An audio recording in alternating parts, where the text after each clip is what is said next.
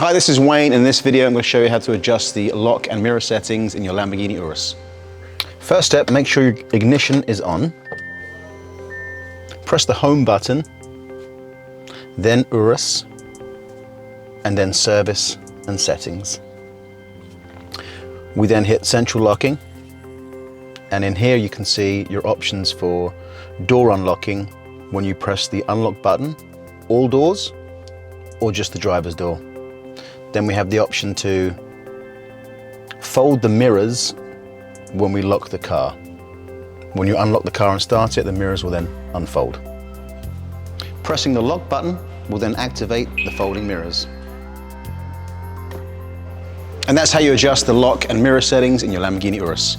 My name's Wayne and you can find me here at Lamborghini Palm Beach.